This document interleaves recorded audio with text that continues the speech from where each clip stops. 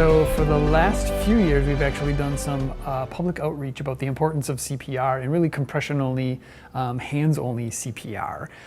We do those, we try to do them about every other month. COVID kind of shut that down for a while, but back in full gear here this year. So we do them at the libraries. We try to do every other month, one in Fitchburg and one in Verona. You can check out both of their websites.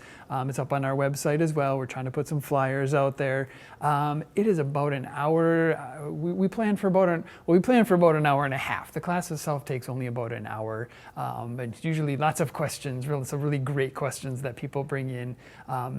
About just doing CPR and the use of an AED. We only cover adults only because that's the most, probably the odds are that's what you're going to see. But it is a, as we call it, a life-saving skill. It's just a good life skill, truly a life-saving skill. Again, about an hour of your time coming in. We try to take the fear out of it, just getting and pushing compressions on a mannequin, using an AED, so that the first time, hopefully you never have to do it, but if it's a loved one or someone, you can absolutely make a difference in saving a life. And it's not new, right? It's not something new for the first time. It'll be, hey, I remember what Patrick said. I just need to push on the chest. We have what's called a CARES registry. That information, I think it's going to be up on our website pretty quick. Fitch-Rona is part of it, Dane County's part of it, Wisconsin is part of it, lots of states, worldwide stuff that collects this data. And it's cardiac arrest survival data. So our information just came out, I think it usually comes out in the spring. And so in the Fitch-Rona district, right, so the city of Fitchburg, city of Verona, we had a 30% survival rate for people walking along, minding their own business, sudden cardiac arrest, grabbing their heart and falling over. But extrapolating that data, again, to all those entities, it is more than, the odds of survival from a sudden cardiac arrest are more than double if people have bystander CPR. So we started to think about, right, we looked at the demographics of our survivors here at Fitch-Rona and said, what populations are we missing, right? How do we make sure that everybody has this life-saving skill? And we actually have one of our part-timers who actually, in discussions with her bachelor's degree was in American Sign Language. So one of the things we came up and said, how do we reach out to one of these populations that we don't normally interact with, and said, let's try to do a sign language course.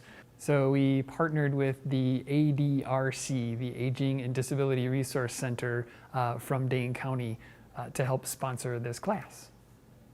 So when we started to set up this class, it just brought an entirely new kind of a concept of how do we adjust our teaching style, and spent a few years teaching at the Madison Area Technical College with the EMS service there.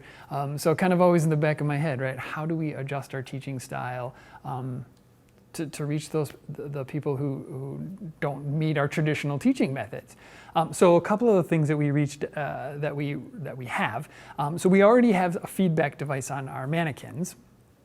I can demonstrate that. So when you actually push on their chest, and this is new with the American Heart Association, but what we set it up here to do then tonight is, as you're pushing on their chest, there's essentially, it looks like a little speedometer. We want to do compressions at 100 to 120 times a minute. So there's a little speedometer in that little green area, because again, if you are talking with someone who, normally the public service announcement says, everybody, we want to do compressions to staying alive. If you have never heard staying alive before, you can't hear what staying alive, that doesn't work. So we have the feedback device gives a speedometer again, so they can get that feel of what the 100 and 120 times a minute is. Other thing that those feedback devices do is depth of compression. So, and this works for everybody, so we use it in every class. What we did in this class is just project it up on the screen, so you can actually see it kind of larger than life, that you're doing it in the correct pace. As well as going all the way down and going all the way up. One of the other things we had to adapt is the AEDs, the automatic external defibrillators, that we use in class. They're trainers, right? So it's a lot cheaper. It's a little plastic box. It doesn't actually deliver a shock. But because that's the case, it actually has a big sticker on the top of it. And it's just a sticker. So if you are hearing impaired, on a real AED, there's a screen on there that has actually potentially backlit and gives you a text about what it actually wants you to do, checking responsiveness, checking for a pulse, pushing on a chest. The sticker on the trainer doesn't do that. So we actually do have some real AEDs that we have, we use them with our bike medic team. They actually have a special adapter on them, so we can actually use a real machine and hook it up to a rhythm simulator. So it will actually go through the steps and will provide text on that screen, backlit, as well as the little dot that moves around the pictures.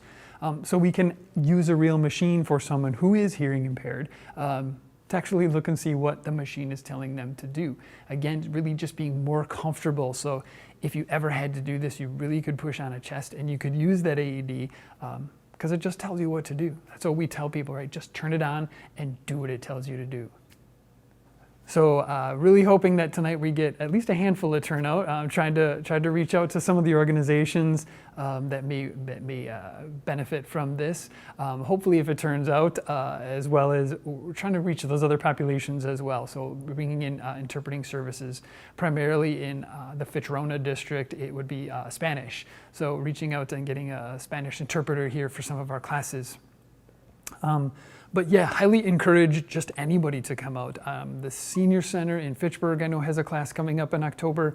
We've got one in October in Verona, and I think we've got another date set up here in the Fitchburg Library. So get to our website. I'm pretty sure it's up there. If not, it's one of the Fitchburg and Verona Library websites, as well as the Verona Senior Center CPR classes. The other one we teach out there is called Stop the Bleed. It's about another 45-minute to an hour class, and it really just goes over that life-saving skill of uncontrolled bleeding, right? How do I put on a tourniquet? How do I put direct pressure on there? How do I get help really quick in saving lives? So it truly is to help us do what we need to do. We need you to help out as a bystander. Creates the greatest chance of survival.